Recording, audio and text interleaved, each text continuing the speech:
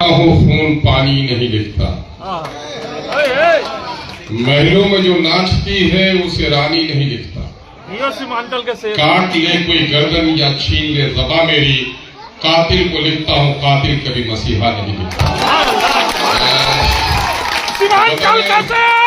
وطن عزیز کی بہت ہی مشہور دانشوروں کی بستی، بہادروں کی بستی، شہر تاریخ ساز احمد آباد کے اس حصے میں آج عقیدت، محبت، جرأت ایمانی اور صبر و استقلال کی محفل میں ہمارے اور آپ کے صدر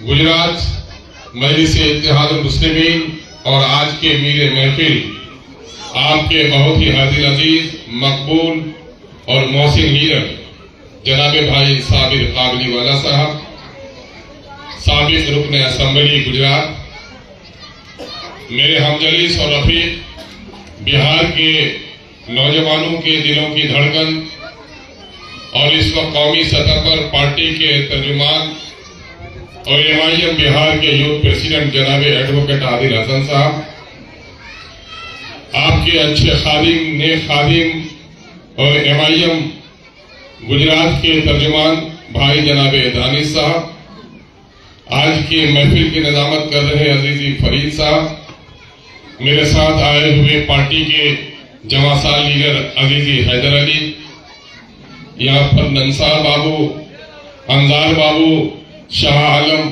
اور دیگر ساتھیوں، معزز علماء کرام، یہاں پر بیٹھے ہوئے بہار کے اور یو پی کے ہمارے مزدور اور تاجر بھائیوں، سیمانچل کے اور کشن گنج اسمبلی حلقے کے مختلف اسمبلی حلقہ جات، بہادر گنج، ٹھاکر گنج، دگل باغ، ٹیہا گاج، پوٹھیا، روٹا، پیسا، اموڑ، ڈگروا اور کٹیہار کے ساتھیوں، اورڑیا کے ساتھیوں، اور یہاں پر موجود ملت کے ہونہار، نونہار، غیور نوجوانوں، اس شہر کے میرے محسنوں، اور یہاں پر بیٹھی ہوئی ملت کی غیرت مند سمیہ صفت بیٹیوں، نیک ترین ماں اور بہنوں بیٹیوں، اور میڈیا کے ساتھیوں اور میرے غیر مسلم دوستوں، میں آپ سبوں کا بڑا ممنون و مشکور ہوں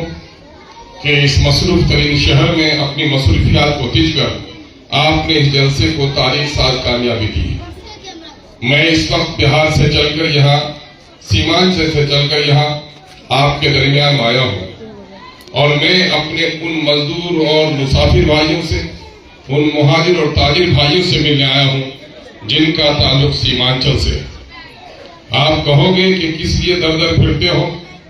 کوئی روزی روٹی کے لیے آیا ہے، کوئی تعلیم کے لیے آیا ہے، کوئی دین کی اصلاح کے لیے آیا ہے، لیکن یہ خادم بیرسٹر اسدالدین کو اپنا پیر سیاست سمجھ کر آج جو ملک کے مختلف حلقوں کا دورہ کرتا ہے، وہ اپنی کھوئی ہوئی قیادت اور عظیم سرمایہ کی تلاش میں آپ کے درمیان آیا۔ وہ کھوئی ہوئی سیاست کیا ہے، وہ کھوئی ہوئی قیادت کیا ہے، اس کے تعلق سے چند باتیں میں آپ کو عرض کرنا چاہتا ہوں۔ میرے بھائیوں، یہ دنیا دار الاسباب ہے، اور اللہ تبارک تعالیٰ نے قرآن مجید میں فرمایا، ان اللہ لا یغیر ما بقوم حتی یغیر ما بانفسہم، خدا اس قوم کی حالت نہیں بدلتا جب تک کوئی قوم اپنی حالت کو بدلنے کے لیے تیار نہیں۔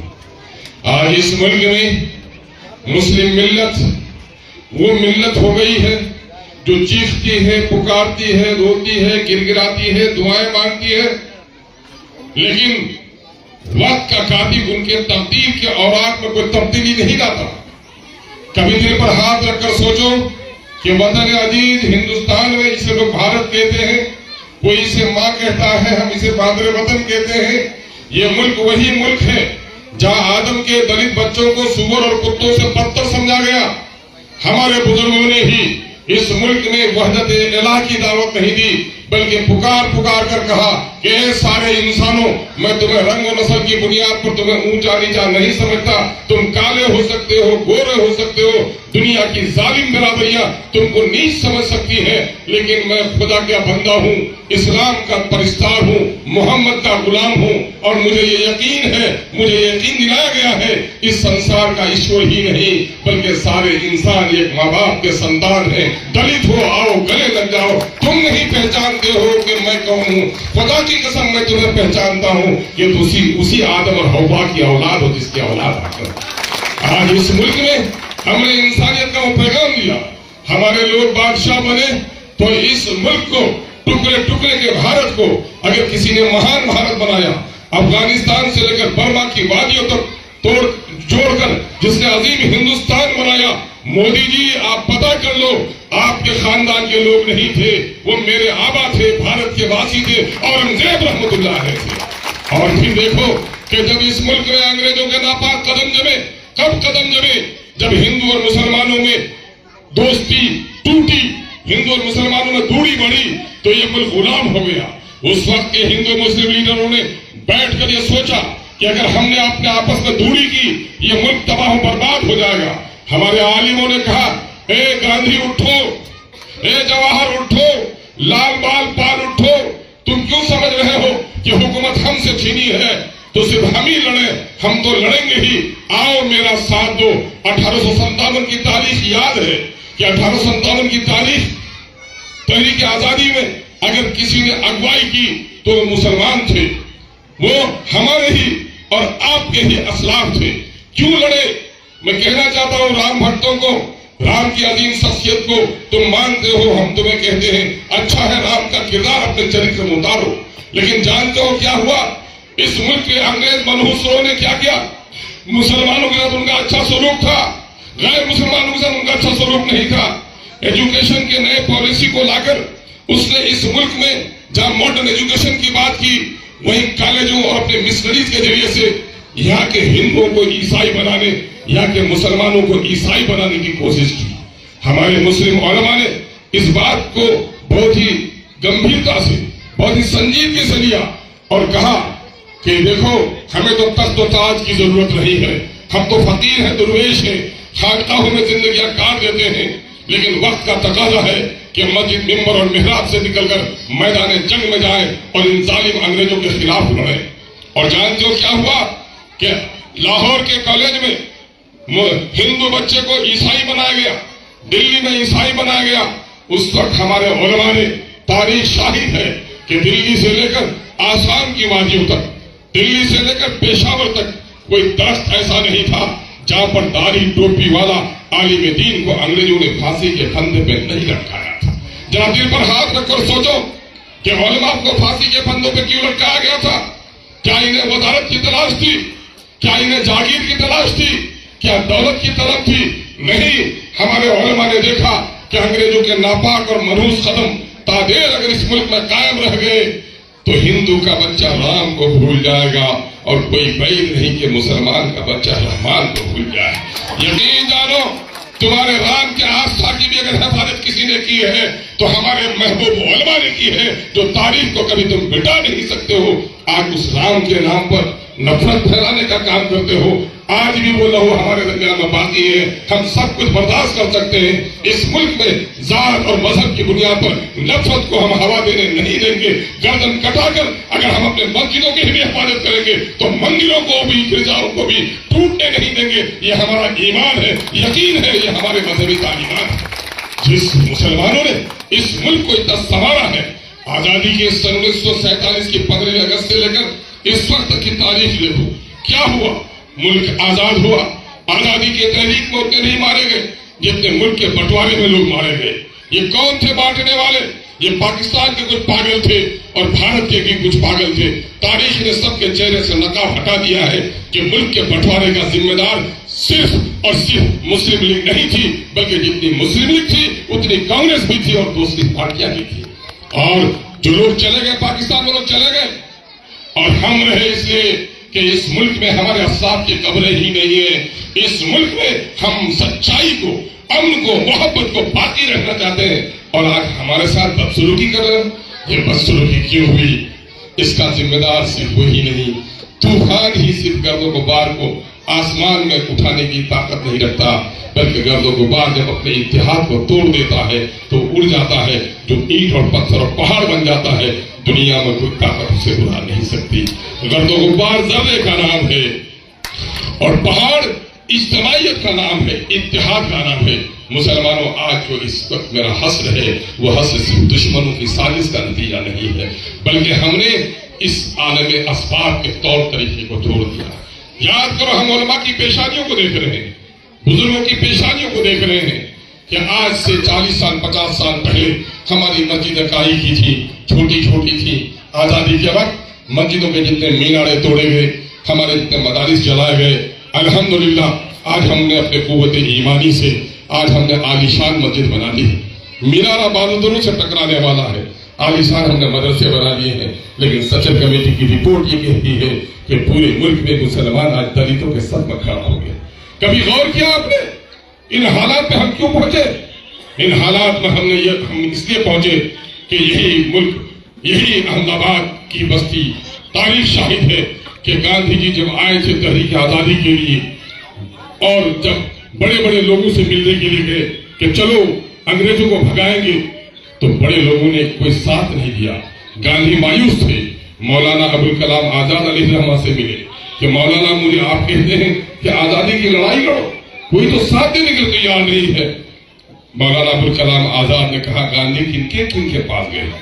शहर के बड़े बड़े लोगों का नाम बताया, वक्त के वकीलों का नाम बताया, प्रोफेसर का नाम बताया, दौलतमंदों का नाम बताया, ताकि तो तैयार ही नहीं हो रहे हैं।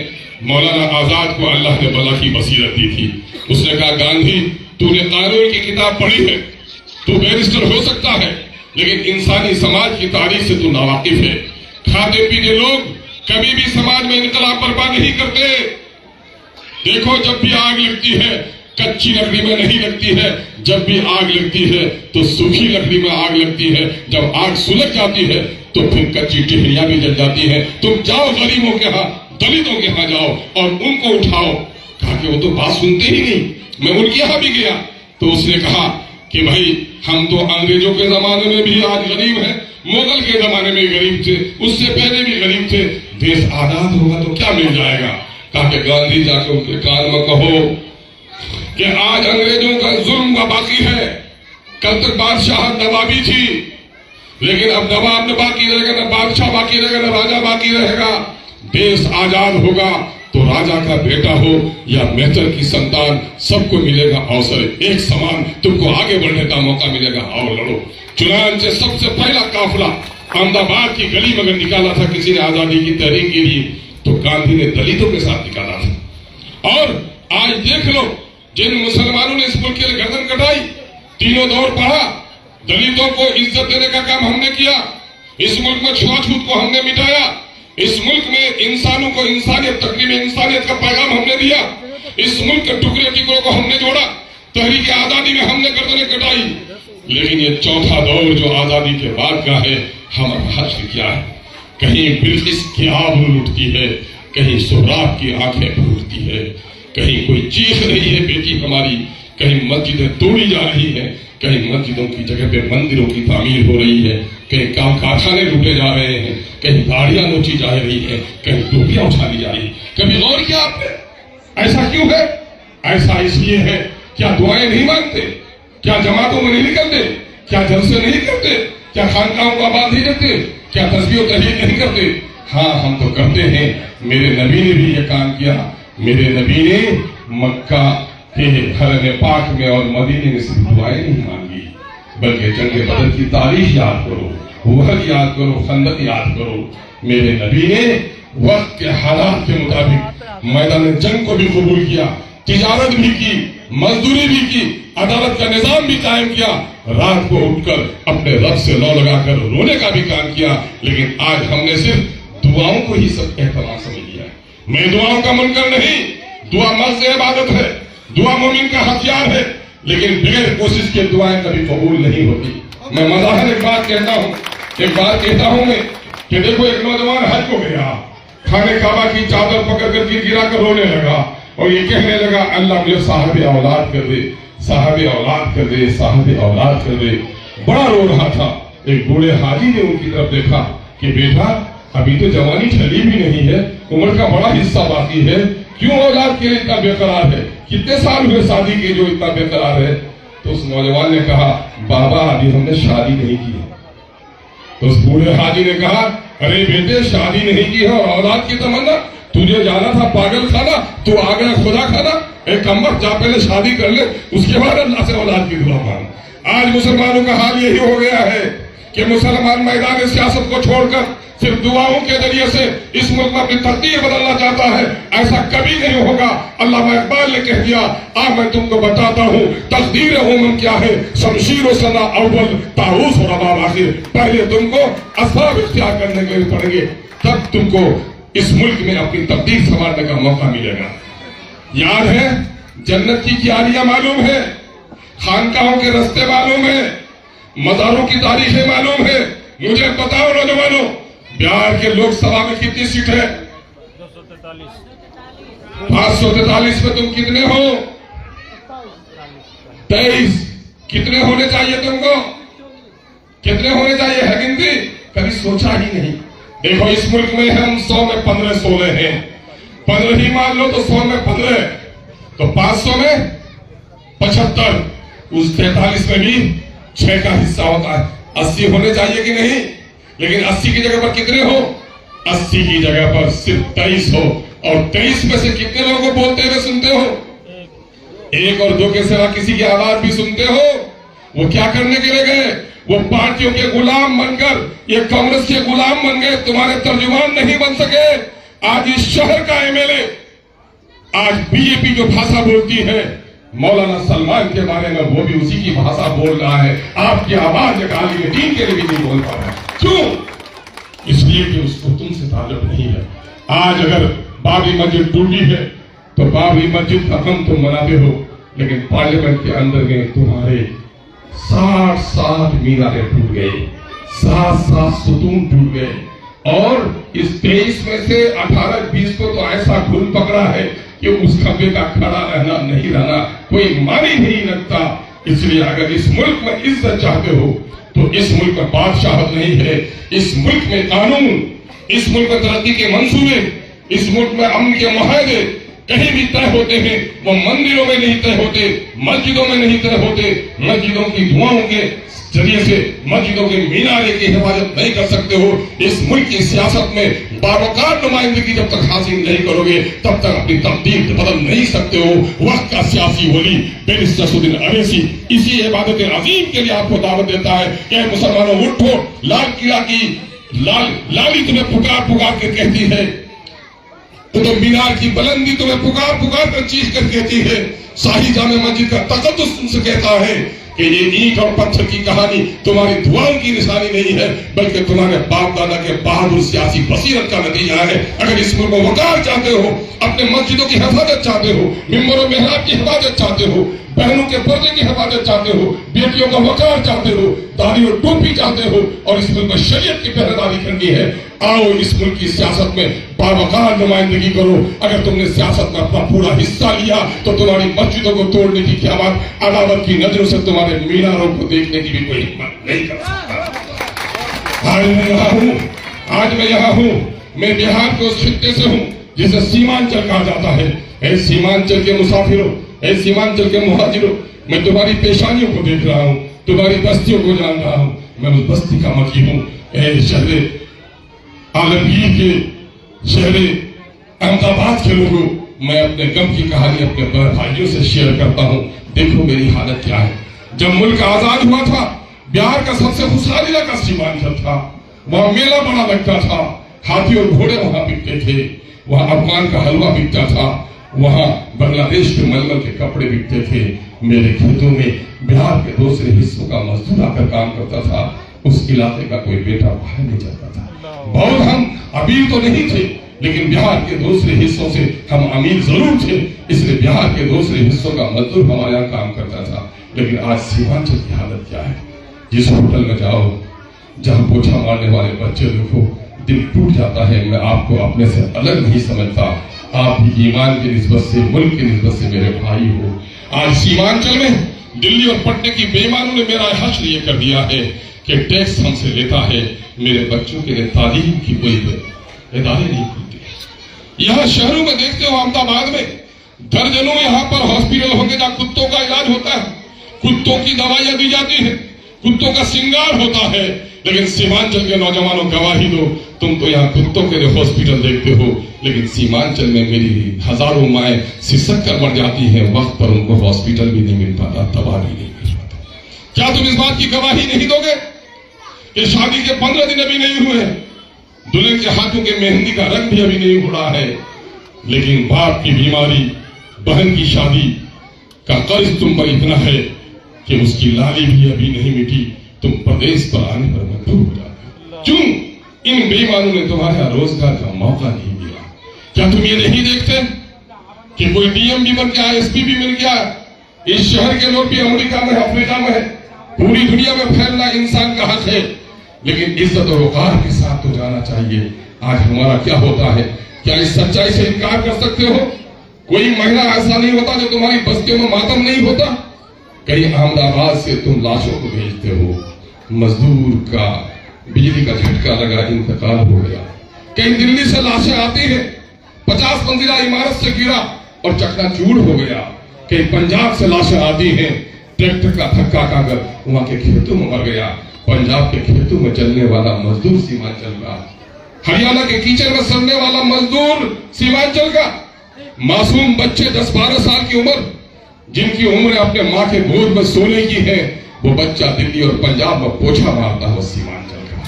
سیمانچل میں تم نے ووٹ دیا, تم نے سرکاریں بنائی, لیکن ان بے ایمانوں نے تم کو کیا دیا؟ اور اب تک مسلمانوں نے یہی سمجھا کہ صاحب اس ملک میں ہم تو بادشاہ نہیں بن سکتے, لال قلعہ کی فصیل پر نہیں بیٹھ سکتے. کانگریسیوں نے اس کو ایک نشہ پلا دیا, ارے آپ کی تو سرکار بنتی ہے سرکار. تو مسلمان بھی کہا, ہاں دیکھو, جب میں چاہتا ہوں سرکار بنا دیتا ہوں, جب چاہتا ہوں سرکار گرا دیتا ہوں. خدا کی قسم ہے بزرگوں, اگر تمہارے ووٹ میں طاقت سرکار کو بنانے کی ہے, کسی کے سر پر تاج رکھنے کی ہے اور کسی کے سر سے تاج کو اتار دینے کی ہے, تو خدا کی قسم تمہارے ووٹ میں طاقت اپنے نسلوں کی تقدیر کو بھی بدل دینے کی ہے. شرط یہ ہے کہ تم کو اس کے اعتبار سے استعمال کرو. کیا کشن سے تم نے ایم ایل اے نہیں چنے؟ کیا تم نے ایم پی نہیں چنے؟ کیا کوئی آسمان سے اتر کے آیا؟ تمہارے درمیان کا آیا. لیکن اکثر ووٹ دیتے وقت ہم نے کیا کیا؟ ووٹ دیتے وقت ہم نے پارٹی دیکھا, کس پارٹی کا امیدوار ہے. ارے کانگریس کا, اندرا گاندھی کا, جواہر لال نہرو کا. اور دوسری پارٹی سے آیا تم نے کیا کہا؟ ارے نہیں صاحب, آدمی تو اچھا ہے لیکن پارٹی تو نہیں ہے نا. تو میں سناتا ہوں, تمہیں اکثر سنایا ہوں, تم سنے ہوں گے کہ بیٹی کے پیغام آیا, کہا کہ لڑکا اچھا ہے, صحت مند ہے, باصلاحیت ہے, دولت نہیں ہے, بارات دھوم دھام سے نہیں آ پائے گا, بیل گاڑی پہ بارات لے کر آ جائے گا, بیٹی دو گے. کہا کہ صاحب میں تو بڑے خاندان کا آدمی ہوں, اور سے غریبی آ گئی ہے الگ بات ہے, لیکن کم خاندان والوں کے ہاں میں بیٹی نہیں دیتا. دوسرا وکیل آیا, اس نے کہا دیکھو خاندان بڑا عظیم ہے, دولت بے انتہا ہے, ہیرے جواہر سے بیٹیوں کو لاد دے گا, اب بارات ہاتھی لے کر آئے گا, لیکن یہ کمزوری ہے, لڑکے کو لقوا ہے, پولیو نے اس کی بازو کو مہین کر دیا ہے, چلنے کی طاقت نہیں ہے, کیا خیال ہے؟ باپ نے کہا ارے کچھ بھی ہو جائے دروازے پر ہاتھی تو آئے گا. اب بیٹی کو اسی کے ساتھ بہا دیا. بیٹی عمر بھر روتی رہی کہ باپ نے دروازے پر ہاتھی دیکھا, میرا جیون ساتھی نہیں دیکھا. اے مسلمانوں, آج تمہارا یہی حال ہے. مجھے کہہ لینے دو کہ تم نے لقوہ زدہ لوگوں کو ووٹ دیا, پارٹی کے خاندان کے نام پر دیا. علی گڑھ کی تحریک تم کو یاد ہے کہ علی گڑھ کی تحریک وہ تاریخی تحریک تھی جو سیمانچل میں لاکھوں لوگ کشن میں پہلی بار آئے. زمین ہم نے سرکار سے چھین کر لی, لیکن یہ کانگریس کی حکومت 2012 میں بھی رہی, 13 میں بھی رہی, 14 کے اپریل تک رہی, لیکن تمہارے بچوں کی تعلیم کے لیے تمہارے ادارے کو کھڑا ہونے نہیں دیا. آج تم سن رہے ہو, سر سید نے اور زمین نے ہماری ماں اور بہنوں کے پاؤں کے جھنکار اتار کر لوگوں نے دیے, تب علی گڑھ بنا. ماں نے کانوں کی بالیاں اتار کر دی, تب علی گڑھ بنا. اور وہ علی گڑھ یونیورسٹی آج مقدمہ چل رہا ہے کہ علی گڑھ یونیورسٹی اقلیتی کردار اس کا نہیں ہے.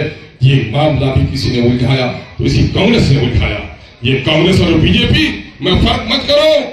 یہی نیتیش کمار چند دنوں پہلے تک کہتا پھرتا تھا M I M B J P کی بی ٹیم ہے, مجھے ہرانے کی اس نے سازش کی. 2015 میں اس نے لوگوں کو طے کر دیا کہ اسمبلی میں کوئی بھی جیت کر آئے اختر الایمان نہیں آئے، لیکن میں کہتا ہوں کہ فرعون نے گھر گھر پر پہرا لگا دیا تھا کہ جو بھی بچہ پیدا ہو گردن کاٹ دی جائے، لیکن حضرت موسیٰ علیہ السلام کی پیدائش اور پرورش کو فرعون نہیں روک سکا۔ وقت فرعون تم بھی سن لو کہ اگر حق کو فتح ہونا ہے تو تمہاری کوئی سازش کام نہیں آئے گی انشاءاللہ العزیز۔ مسافروں، پردیسیوں، حضرت سیدنا عمر فاروق رضی اللہ عنہ نے کہا کہ شہادت کے بعد مجھے وہ موت عزیز ہے کہ رزق حلال کے حصول کے لیے دو پہاڑیوں کے درمیان سے گزروں اور میں دب کر مر جاؤں۔ رزق حلال کی تلاش وہ پاکیزہ عمل ہے جو شہادت کے موت کے قریب تک پہنچاتی ہے۔ یقیناً سیمانچل کے میرے پردیسی بھائیوں، تم نے بڑی قربانی دی ہے، تم نے بوڑھی ماہوں کو چھوڑ کر پردیس کی زندگی اختیار کی ہے، تم نے پھول جیسے بچے گھر میں چھوڑے ہیں، تم نے بچپن کی گلیاں تم نے گھر میں چھوڑی ہے، اور مجھے بڑا اعتماد ہے کہ رزق حلال کے تم یہاں آئے ہو، اور آپ ہی کی بدولت ہم نے 5 سیٹیں جیتی۔ ہم نے بہار میں آزادی کے 75 سالوں کے بعد پہلی مسلم قیادت کو اسمبلی کے اندر میں کسی نے داخل کیا، وہ آپ کے صدقے میں ہم نے داخل کیا ہے۔ بیرسٹر سعید اویسی کو اگر کسی نے پذیرائی کی ہے، آپ آتے ہو فیکٹری سے، اویسی کو سنتے ہو، امالیت کی حمایت کرتے ہو۔ مجھے اچھی طرح یاد ہے کہا بوڑھے نے، ہم تو ووٹ نہیں دینا چاہتے تھے بابو، لیکن احمد آباد میں میرا بیٹا رہتا ہے، بمبئی میں رہتا ہے، دلی میں رہتا ہے، کہ ابا اگر MIM کو ووٹ نہیں دیجیے گا تو میں روپیہ نہیں بھیجوں گا، گھر بھی نہیں آؤں گا۔ اب تو ہم نے آستہ پستہ کے طے کر لیا ہے کہ ووٹ اس کو دے گا۔ بہن کہتی ہے بھائی نے فون کیا ہے، بیوی کہتی ہے شوہر نے فون کیا ہے۔ آپ کا بڑا رول رہا ہے۔ اس وقت میں آیا ہوں، کچھ لوگ داد دے کر چلے گئے، اس کی پرواہ مت کرو، لیکن بہار کی اسمبلی میں اللہ کا شکر عظیم ہے کہ آج بھی مسلمانوں پر ظلم ہو، سیمانچل کے ساتھ ناانصافی ہو، مدرسے چلائے جائے، مکتبہ کو غیر آباد کیا جائے، داڑھی کا مسئلہ ہو، ٹوپی کا مسئلہ ہو، سنوبر کی عزت ٹوٹے یا گلناج کو مارا جائے، اگر کوئی اس آواز کو اٹھاتا ہے تو تمہارا بھائی اختر الایمان اٹھاتا ہے یا مائجل کا خادم اٹھاتا ہے۔ اگر تم اس آواز کو اٹھانا چاہتے ہو، کچھ گونگوں کے بچے ہیں جو یہ کہتے ہیں اختر الایمان بہت بولتا ہے، اویسی صاحب بہت بولتے ہیں، کیا NRC کا قانون رک گیا؟ کیا طلاق بل کی پیشی رک گئی؟ تو میں نے اکثر کہا ہے گونگو تم کہتے ہو بولنے سے کیا ہوتا ہے، مزاحم سنے ہوگے، میں نے کہا گونگے بولنے سے تمہارے ماں باپ کا نکاح ہوا تھا، اور بولنے ہی سے طلاق بھی ہو جاتی ہے، اور کہتا ہوں بولنے سے کیا ہوتا ہے۔ اور ایک بات سن لو، محسن انسانیت نے کہا، میرے نبی نے کہا، دنیا کے سردار نے کہا، کیا کہا، جب برائی کو دیکھ تو اسے ہاتھ سے روک، اگر یہ نہ طاقت ہو تو زبان سے ٹوک، اگر یہ بھی طاقت نہ ہو تو دل سے برا سمجھے، ایمان کا ضعیف ترین حصہ ہے۔ اگر اویسی آج آواز لگاتا ہے تو حضرت نبی مکرم صلی اللہ علیہ وسلم کے حکم کی اتباع کرتا ہے، اور اتباع رسول کو تم کیا سمجھتے ہو؟ میں مظاہر اور تمثیل میں کہوں کہ تم نے دیکھا ہے کہ کتے کو ایک ہڈی کے ٹکڑے پہ لڑتے ہوئے تم نے دیکھا ہے، لیکن کتے کی فطرت میں درندوں سے عداوت ہے۔ کتا لڑتا ہے اور اس وقت کوئی درندہ آ جائے، کوئی لومڑی آ جائے، وہ کتا اپنی تمام تر لڑائی کو چھوڑ کر اس کے پیچھے وہ تہی ہو جاتا ہے۔ وہ لنگڑا کتا جو لومڑی کے مقابلے نہیں دوڑ سکتا، وہ بھی دوڑتا ہے، وہ جانتا ہے کہ لومڑی کے پیچھے میں نہیں دوڑوں گا تو دنیا مجھے کتا نہیں سمجھے گی۔ اے مومن یہ سمجھ لو، برائیوں کو دیکھ کر جو چپ رہے، اگر لومڑی کو دیکھ کر چپ رہے کتا تو کتا نہیں ہے، اب برائی کو دیکھ کر جو چپ رہے مومن تو اللہ اس کے ایمان کی حفاظت کرے۔ آؤ ایک بڑے مضبوط ارادے کے ساتھ آؤ کہ ہم ظلم اور ناانصافی کے خلاف اس ملک میں لڑائی لڑیں گے، ہم مذہبی تفریق کی بات نہیں کریں گے۔ ارے مسلمانوں کی تاریخ شاہد ہے، یہی گاندھی جی جب گئے تھے جس کو چمپارن، انگریزوں نے اس کے دودھ میں زہر دے دیا تھا، اور زہر اگر وہ دودھ پیتے تو گاندھی کی ہتیا ہو جاتی۔ بطخ خان نامی ایک مسلمان وہاں پر باورچی تھا، اس نے کہا کہ گاندھی کو مار ڈالے گا کوئی؟ یہ نہیں کہا کہ میں مسلمان ہوں، گاندھی ہندو ہے، میں بہاری ہوں، وہ گجراتی ہے، نہیں، اس نے کہا یہ دیش کا بیٹا ہے، میرا بھائی ہے۔ بطخ خان نے دودھ کے گلاس کو الٹ دیا اور گاندھی کو دودھ پینے نہیں دیا، اور گاندھی کو ہتیا سے اگر کسی نے بچایا ایک مسلمان بطخ خان نے بچایا۔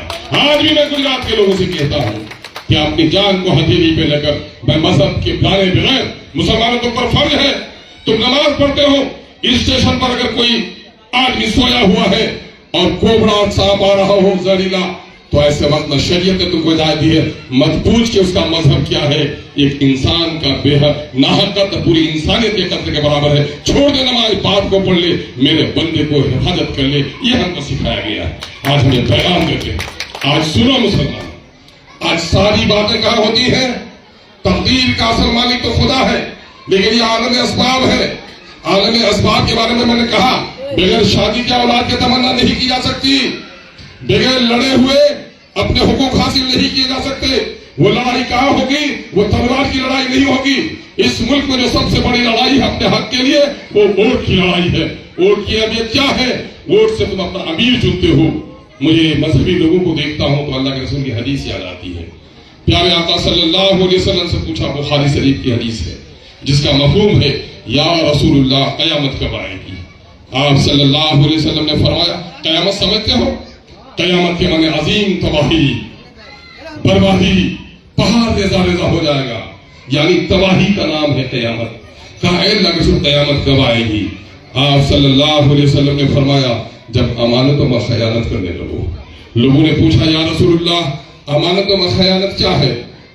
आप सल्लल्लाहु अलैहि वसल्लम ने फरमाया, ये नहीं कि पैसा उनका इस्तेमाल कर दो, किसी सामान को तुम्हारे घर में रखने दिया तो उसका इस्तेमाल करो, ये भी खयानत है। लेकिन खयामत कुबरा की तरफ आपने इशारा किया, कहा कि देखो अपने नाअहल लोगों को जो कौम इमाम बना लेती है वो अमानत में खयानत है। यही क़यामत की अलामत है। आज अगर जो भी तबाही है, बस की तबाही क्या है? बस की तबाही यही है कि उसका ड्राइवर शराबी हो जाए। कश्ती की तबाही क्या है कि किसी नाबीना के हाथों में लेके बाजू टूटे हुए पतवार दे दो, कश्ती तबाह हो जाएगी। और जो नाअहल हो उसको अमीर बना दो, बस्ती तबाह हो जाएगी। तुमने देखा नहीं, आज कांग्रेस के लोग जबान नहीं खुलती। याद है आपको, मैं अपने जान के कातिल को माफ कर सकता हूं, मैं अपने माल के लुटेरे को माफ कर सकता हूं, लेकिन खुदा की कसम मेरे ईमान और शरीयत का जो दुश्मन होगा मैं कभी उसे माफ नहीं कर सकता।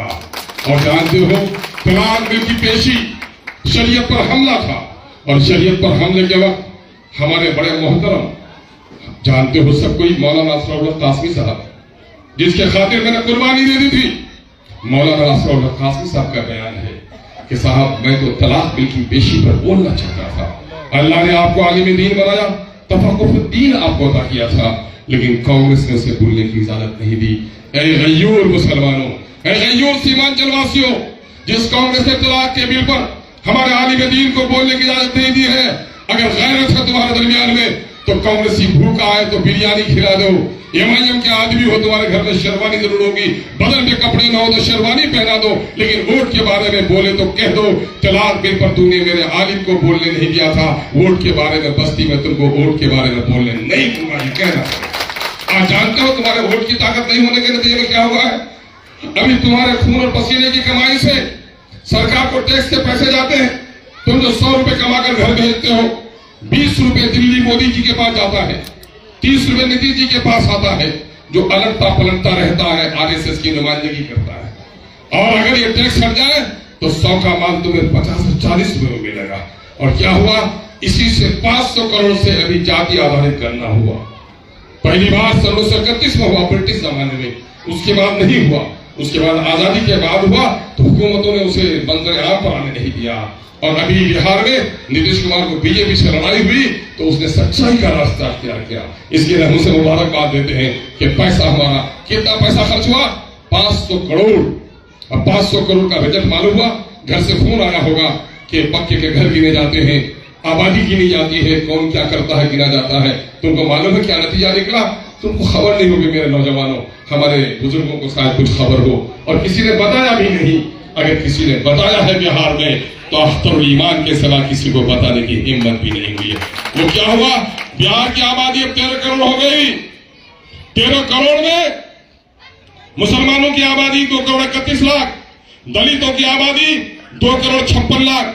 बिहार में सरकारी मुलाजमत 20,49,000, जिसकी जितनी आबादी उसकी उतनी हिस्सेदारी। सुन लो कि हमारे दलित भाइयों की नौकरी में हिस्सेदारी होती है 4,11,000, उनको 2,91,000 नौकरी मिली, उनकी 1,20,000 नौकरी लोगों ने दे दी। اور ہمارے بڑمن بھائی کی آبادی 47 لاکھ، نوکری میں حصہ داری 74,000، ان کو ملی 1,72,000۔ میرے بھومیہار بھائی کی آبادی 37 لاکھ، حصہ داری 58,000، ملی 1,87,000۔ نتیش کمار جی کی برادری کی آبادی 37 لاکھ، نوکری میں حصہ داری 58,000 اور ملی ان کو 1,17,000۔ جادو بھائی کی آبادی 1,86,00,000، نوکری میں حصہ داری ان کی 2,92,000، ان کو ملی 2,90,000۔